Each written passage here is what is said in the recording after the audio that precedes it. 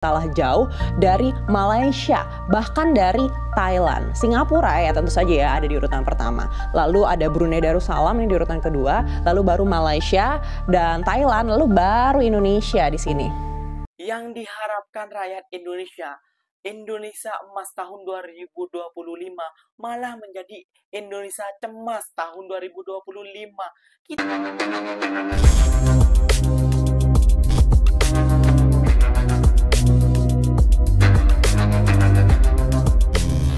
Assalamualaikum warahmatullahi wabarakatuh, geng. Berjumpa lagi bersama saya Iki.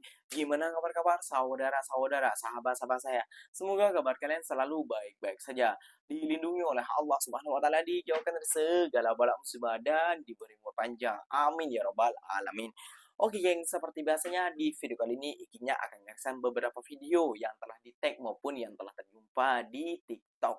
Dan di video kali ini Ikinya akan menyaksikan sebuah video TV nasional Indonesia. Petik lagi dan lagi nama Malaysia, suruh contoh negara tetangga jiran Malaysia, geng. Ini pasal apa sih? Katanya rumput sendiri jelek sebab selalu berkoar-koar kosong, dan rumput tetangga jiran Malaysia lebih hijau dan lain sebagainya. Ya, kita patut kita akui bahwa asalnya Malaysia dari segi teknologi, dari segi ekonomi, dan dari segi kesehatan, dan juga dari segi AI, kita sudah kalah juga dari negara Malaysia. Apalagi tentang investor ataupun orang berlabur ke negara Indonesia versus negara Malaysia, itu sangatlah jauh lebih banyak investasi ke Malaysia ya, gengnya. Seharusnya kita juga bisa belajar tentang hal ini kepada negara Malaysia kayak gitu. Gak usah gengsi, gak usah malu-malu kayak gitu ya. Oke, nggak usah berlama-lama. Tentunya kalian sudah penasaran video apa yang akan Iki reaction buat kalian semua. Jom kita simak bersama-sama. Namun sebelum simak, jangan lupa dulu dong, geng, sokong channel ini dengan cara apa? Subscribe, like, comment, and share-nya. Apa bunda, silahkan komen di bawah. Janji jangan bergaduh. Oke, kita simak dulu videonya. Let's go. Rumput tetangga selalu lebih hijau dari rumput sendiri, tapi mungkin karena memang rumput sendiri kualitas airnya jelek atau kurang dirawat. Termasuk soal pendapatan warga. Di tahun 2025 ini pendapatan warga RI ternyata masih saja kalah dari negara-negara tetangga. Kita akan bahas dalam 2025 pendapatan warga RI masih kalah jauh dari tetangga. Kita langsung lihat slide yang pertama. Di 2024, PDB per kapita Indonesia ini mencapai 4.960,3 dolar Amerika Serikat per tahun. Atau kalau dirupiahkan ini sebesar 78,6 juta rupiah. Artinya sudah naik 3,64 juta dibandingkan dengan tahun sebelumnya. Nilai PDB Indonesia atas harga berlaku mencapai 22.139 triliun rupiah di tahun lalu. PDB per kapita ini menunjukkan besaran pendapatan rata-rata dan juga kemakmuran sebuah negara. Kalau makin tinggi artinya ya semakin makmur. Sayangnya PDB per kapita kita belum juga sampai di angka 5.000 dolar Amerika Serikat per tahun. Diharapkan di akhir 2025 ini bisa menembus angka tersebut. Kalau memang tercapai, ya ini artinya sebuah milestone ya yang harus diapresiasi. Sayangnya masih kalah jauh dibandingkan dengan tetangga kita di ASEAN. Kita akan cek slide berikutnya. Berdasarkan data IMF, memang Indonesia bukan yang terendah di ASEAN, tapi masih kalah jauh dari Malaysia, bahkan dari Thailand. Singapura ya tentu saja ya ada di urutan pertama. Lalu ada Brunei Darussalam ini di urutan kedua, lalu baru Malaysia dan Thailand, lalu baru Indonesia di sini. Nah, memang di bawah Indonesia masih ada juga Vietnam dan juga ada Filipina. Vietnam ini pertumbuhannya signifikan dengan loncatan PDB per kapita hingga 300 dolar Amerika Serikat di tahun 2024. Bisa jadi Vietnam akhirnya menyalip Indonesia di tahun ini. Sayangnya, meskipun pendapatan per kapita Indonesia memang bukan yang terendah, tapi pengeluaran warga malah lebih besar dari pendapatannya. Kita akan cek slide berikutnya. Kita pahami dulu ya, selisih ini didapatkan dari penghitungan gaji yang dikurangi dengan pengeluaran. Dan menurut data Mikro Survei Sosial Ekonomi Nasional 2021 atau Susenas dan juga Survei Angkatan Kerja Nasional atau Sakernas 2021, menurut data tersebut di tahun 2021 selisih gaji warga usia 17 hingga 40 tahun di Indonesia ini semuanya minus. Di tahun 2021 minusnya mencapai 65.529. Lalu diproyeksi di tahun 2030 ini minusnya bertambah hingga 118.986. Sayang sayangnya di tahun 2045 yang katanya menjadi Indonesia emas, ini malahan Indonesia jadi cemas karena minusnya akhirnya menjadi tambah besar begitu sampai 431 ribuan per bulannya. Kenapa? Karena ternyata kenaikan pengeluaran warga lajunya lebih besar daripada kenaikan upah.